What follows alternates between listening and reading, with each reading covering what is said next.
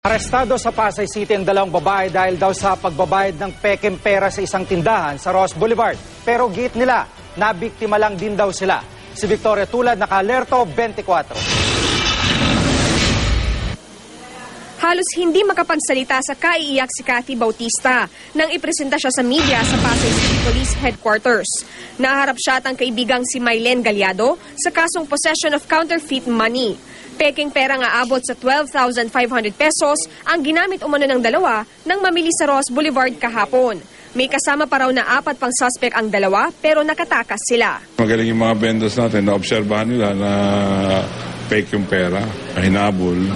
At siyempre naman nandun sa security natin, mga polis natin, na kuwagad sila. Bukod sa nabubura ang kulay, pareho rin daw ang serial number ng dalawa sa umano'y peking pera.